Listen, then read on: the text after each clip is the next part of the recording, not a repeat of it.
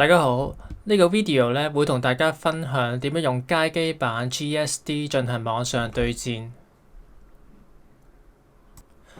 首先咧，雖然 GSD 推出過唔同版本，包括家用版同埋街機版啦，但佢哋通通都係冇2打2嘅網絡對戰功能嘅。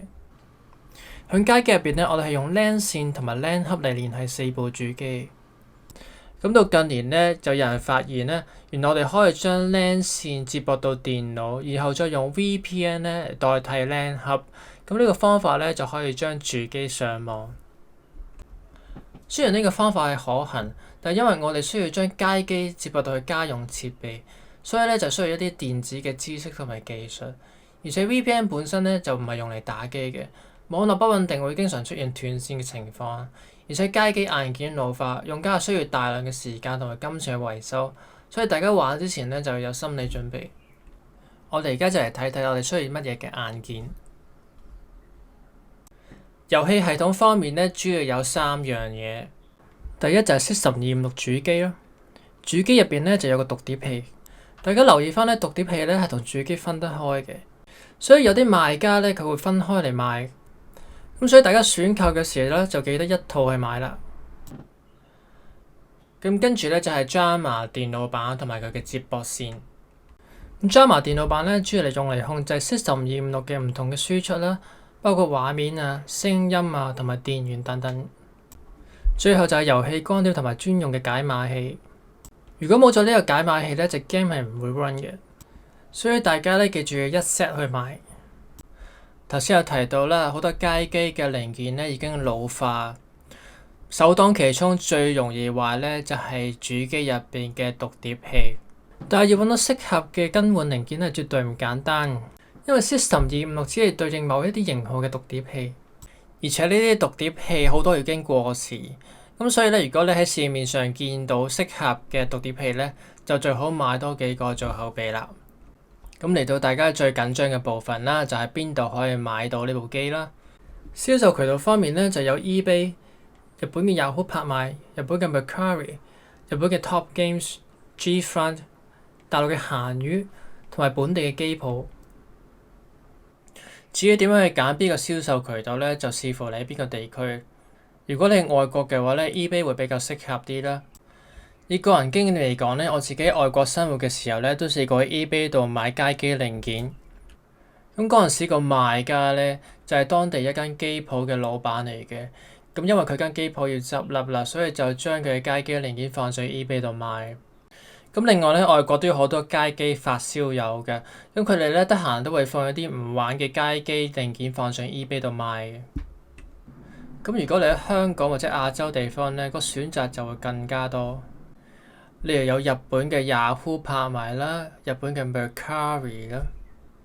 雖然日本嘅賣家咧未必會提供國際送貨，但係而家有好多嘅代購平台啦，咁大家可以喺佢哋網站上邊啦購買到 Yahoo 拍賣或者 Mercari 嘅產品啦，咁佢哋就會將產品咧就送到你屋企。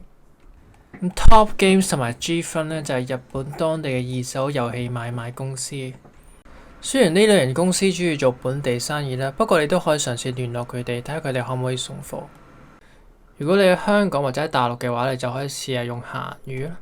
閒魚係淘寶旗下嘅一個銷售平台，佢同淘寶唔同咧，咁佢嘅定位咧其實就會比較 casual 啲啦。咁啊，賣家通常都係個人賣家嚟嘅，所以有時都要揾到 System256呢啲另類啲嘅產品。咁最後啦，就可以嘗試同本地嘅機鋪聯絡啦。因為近年有好多機鋪執笠，我自己有曾經咧用一個好平嘅價錢咧就向機鋪咧買街機翻嚟嘅。不過呢啲街機咧已經好殘舊，而且仲有好大陣煙味，火牛亦用咗好多年，所以有一定嘅危險程度。咁最後咧，我都逼不得已咧要將呢啲機咧就送去堆填區，而且仲要俾錢嚟回收。因為主機通常以拍賣形式出售，所以價錢嘅高低就視乎多唔多人去爭啦。不過平均嚟講咧，3000至5000蚊嘅預算咧，可以買到主機套裝遊戲同埋連埋運費。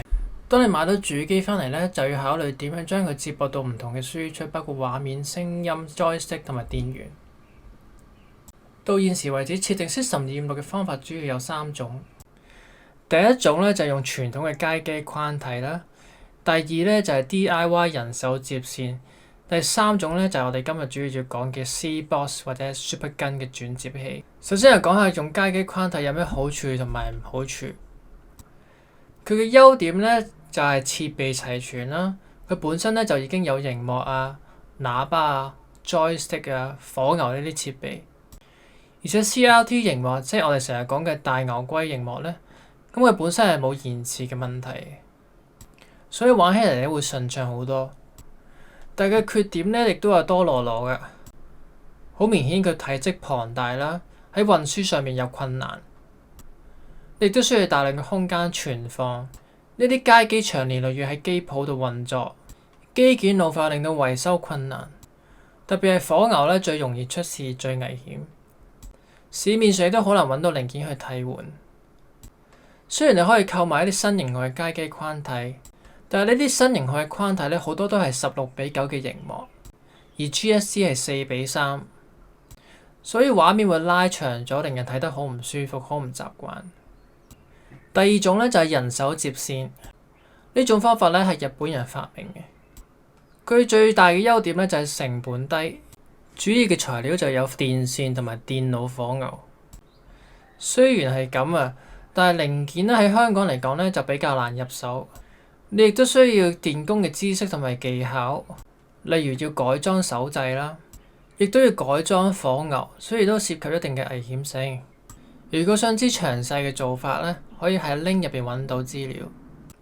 第三種咧就係用 C-Box 或者 SuperGun 嘅轉接器。咁乜嘢係 C-Box 或者 SuperGun 咧？C-Box 係一種山寨技術。咁佢專門將街機嘅基板連接到家用設備，例如話電視啊、家用機嘅手掣啊，亦都可以提供電源等等。因為 C-Box 係非官方產品啦，而且種類繁多，我哋只可以喺市面上揾最適合自己基板嘅型號。而我自己就會揀圖中藍色呢一款嘅 C-Box。